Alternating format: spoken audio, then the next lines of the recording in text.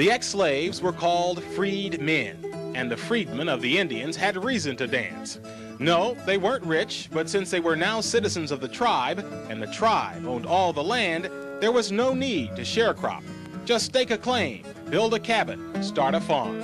And there was the black vote. Witness this Seminole election in which they counted one candidate's supporters on the left side of the street, the other candidates on the right. To gain control of the Cherokee capital in Tahlequah, chiefs like Lewis Downing campaigned heavily for the black vote, as did Chief Spaiichi for control of the Creek capital in Okmulgee. The Creeks appointed and elected blacks as judges, attorneys. They were private secretaries. They were members of the council. And of course, the 3 black towns in the Creek Nation had representatives in both the House of Kings and House of Warriors. Silas Jefferson was even elected one of the Creek chiefs and was among the delegation any time that the Creeks had business in Washington. Since there was none of the lynchings or terror of the white South, Indian Territory became a mecca for blacks, even though many never gained citizenship.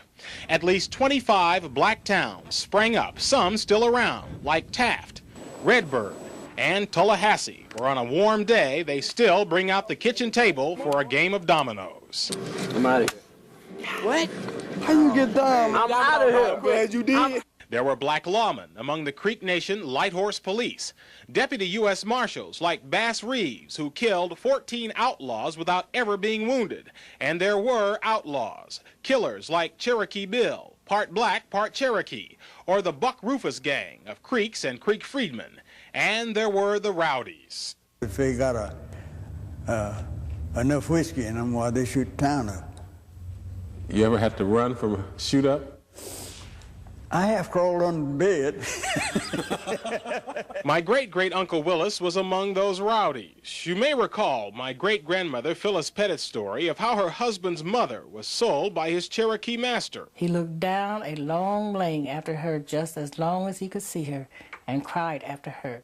While George Pettit turned out okay, his brother Willis spent 1877 in the National Prison for shooting up the capital of Tahlequah. 5 years later, it was more serious. In March 1882, the Cherokee Advocate reported in both English and Cherokee, murder trial in Tahlequah, the capital, the Cherokee Nation versus Willis Pettit. The transcript still exists today. It seems 2 weeks earlier, Willis was having an argument with his wife Julia when his mother-in-law, Margaret Bird, said something, so he shot her. It all happened in the home of a sick woman that the 2 women were visiting. Among the numerous witnesses was one Henry Bowe, who testified that the day of the murder, Willis had tried to sell him his house and his hogs for $65. He said his wife had quit him. I said to him, "That won't make you sell your place. She'll come back again." He said to me, "That's played out," and he cursed and said, "I'm going to kill Margaret."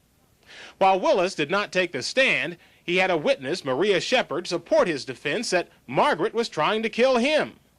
"As I passed her along the road," testified Maria, "she said she would have Willis put away in less time than 2 weeks. But the Cherokee transcripts say the prosecutor asked Maria, "What relation are you to Pettit?" "Not any."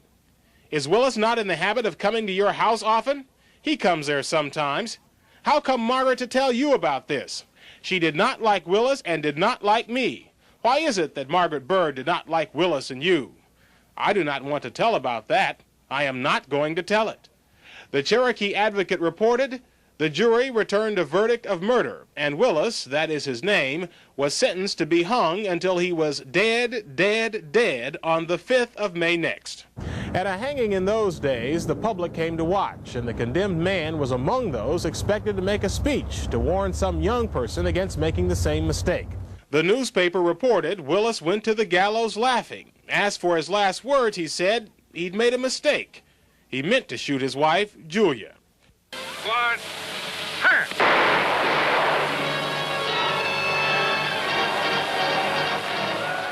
The Oklahoma land rush was the beginning of the end for the 5 Indian republics.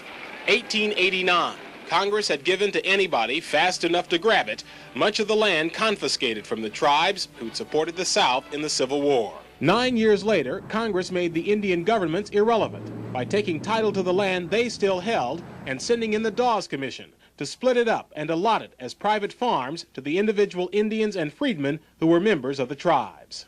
At mass gatherings like this, they were interviewed to determine whether they were legitimate tribal members or squatters. In the Cherokee Nation, folks like my grandmother, Letitia Ford, had no trouble proving their legitimacy and received deeds to their land. She received 60 acres.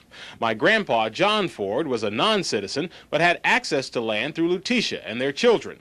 The Fords, John's parents, Harry and Zerilda, had migrated from Kentucky in the 1870s, but Zerilda had died, and Harry had remarried a Creek freedman woman, gaining access to land as well. But some of the blacks had no connections, had not married citizens, but had established farms on tribal lands.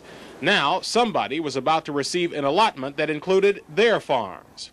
In the Tallahassee community in the Creek Nation, many of them turned for help to great-grandpa Harry Ford, a Baptist minister, and, says his 85-year-old surviving son Andrew, a prominent farmer. My dad had a big barn, load full of hay, corn. He once had sharecroppers. But he didn't have gas lights, and that proved tragic when he came to Washington, D.C. that day, seeking someone in authority to help his neighbors keep their land. The October 19th, 1906 Evening Star reported the story. It said he took a cab to a hotel called the Philadelphia House at 348 Pennsylvania Avenue, which is where the National Gallery of Art now is. It said he asked questions around the hotel. Quote, the visitor said he wanted to meet some Baptist ministers in this city as he thought they might assist him to transact some important business in which he was interested. Then he went to bed in a room which had a gas light. My Uncle John Ford picks up the story. Instead of him turning it out, he blew it out, and he became asphyxiated. Then the rumors are that he was really on to something, you know, that was going to benefit blacks, and maybe it was foul play.